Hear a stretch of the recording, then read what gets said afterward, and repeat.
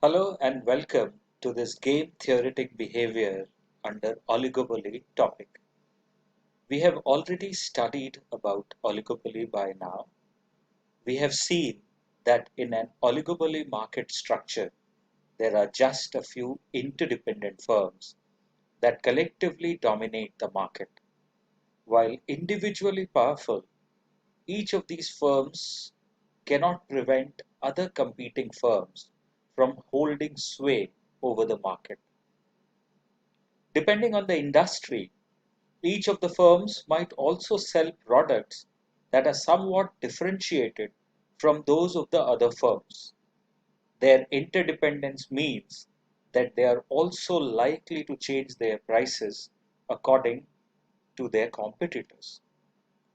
We have seen far many times that in markets where there are very few firms, like the cola market, if one of the company changes its price, the other cola maker also changes the price. Oligopolies, they exist worldwide, and in fact, they may be increasing in prevalence over time. We have seen how in an oligopoly, the relatively small number of participating companies collaborate, many times outright, sometimes secretly, because in most of the countries, collaboration between oligopolies is prevented legally.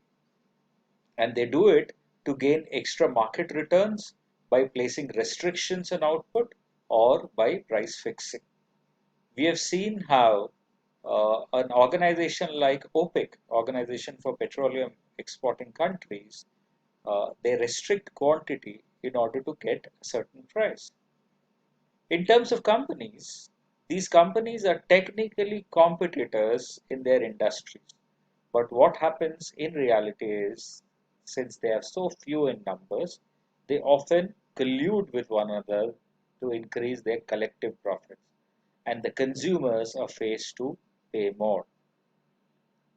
We have seen oligopolies emerging in particular kind of situations, okay, and these kind of situations are generally guided by the legal structure of the country.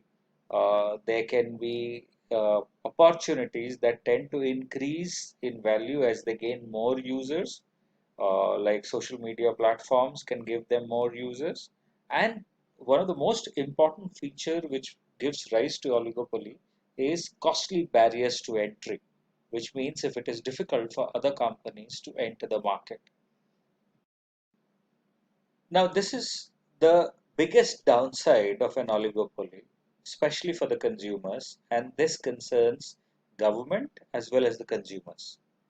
Their existence in a given industry can prevent new firms from entering the industry, while it also inhibits any kind of innovation and creativity in that particular industry. Consumers end up paying very high prices.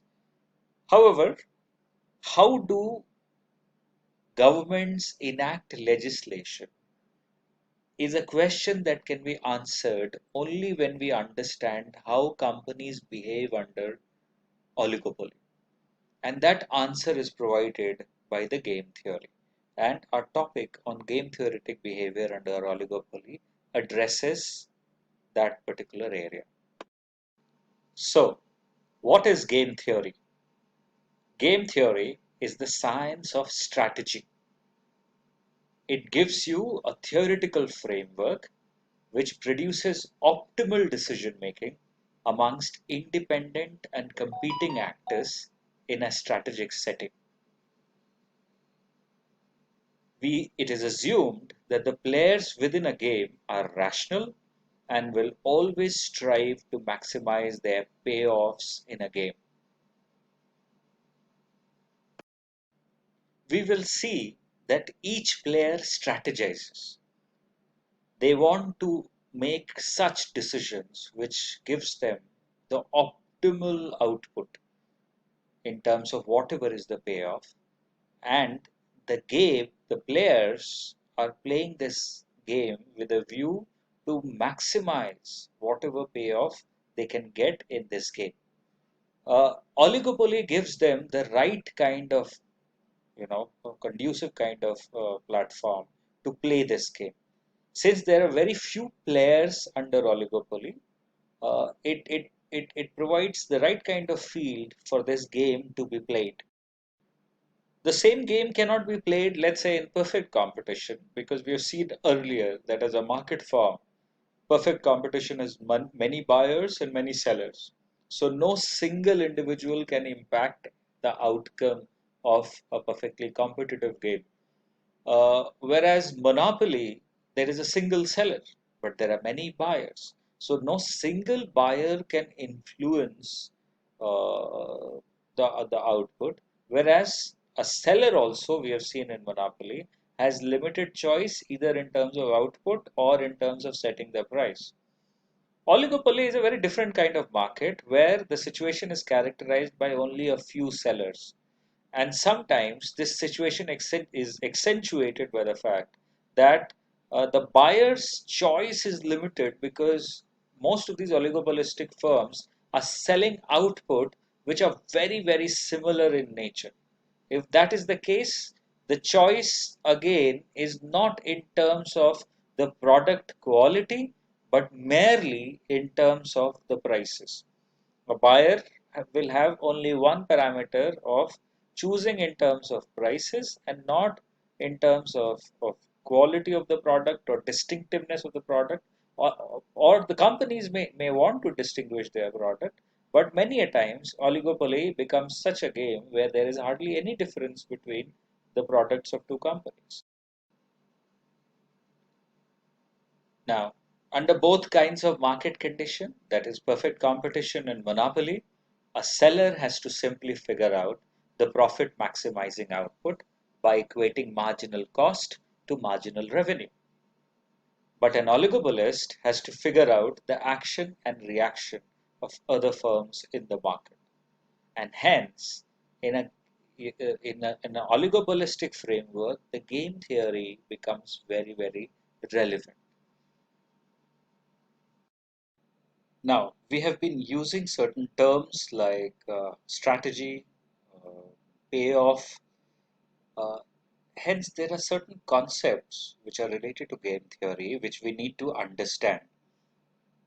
So, one of the first concept that we are going to understand is,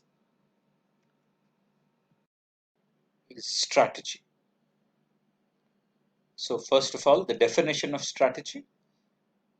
Strategy is a high-level plan to achieve one or more goals under conditions of uncertainty. In a game theoretic sense, strategy refers to the choices that a player is allowed to make. In a game theoretic scenario, players have several action points. The idea is to choose an action point which enhances the potential satisfaction to the maximum. We have seen such situations in front of many companies or even countries, whether to attack a particular country diplomatically or not is a part of a strategy. You are looking at all the constraints and all the choices, and the decision would be based on which choice, given all these constraints, maximizes that satisfaction level. Next, we look at types of games. What are the different types of games that we are talking about? So, one of the first kind of game that we are looking at is called a sequential game. A game in which moves are made in sequence is called a sequential game. We have seen one player makes a move, the other observe or others observe the move made by the first player, and then they plan their moves accordingly or they make their moves accordingly. We have seen a game like chess, cards, okay, are examples of sequential games. We see how one player first makes the move, the other player observes, and then the other player makes the moves. We have seen in the case of Organization of Petroleum Exporting Countries and the game being played out between them and the shale oil manufacturers in US, we have seen how OPEC countries continued to increase their production just to ensure that shale oil companies go out of business. Let us understand a sequential game diagrammatically. Let's say there are two players, X and Y, and in this game, once X makes a move, now X can make two kinds of move. It can either go up or go down. Once it makes a move, Y observes it, and then Y may decide to go up or go down. So in this, if let's say X decides to go up, now Y has to make a move. Y now may decide to go up or it may decide to go down. Similarly, in the beginning only, X may have decided to go down. Okay. Then again, Y can either decide to go up or it can decide to go down. Okay. So this kind of a game is known as a sequential kind of game, and the output would be at all these four nodes that we see at the end. There will be different payoffs, there will be different outcomes depending on all these reactions. On the other end of the spectrum, we have non-sequential games. Now, these are games in which choices of strategy are required to be made without knowing the rival's choice of strategy. We have all played rock, paper, scissors in our childhood, and we know that all the participants in rock, paper, scissors have to come out with their strategy at the same time, simultaneously. So these kind of games are also known as simultaneous games. In business, when oligopolistic firms are pricing their products, in many cases, they don't know what the rival firm is doing, and they have to price their product without knowing their rival's reaction. So it becomes a simultaneous pricing kind of game and a non-sequential kind of game. In today's COVID scenario, the game of developing a vaccine, a company has to, after all, spend a lot of money on producing a vaccine. And what if a company produces a vaccine and the other company also comes out in the market and uh, it doesn't get the market that it had anticipated? The first mover will have certain advantages.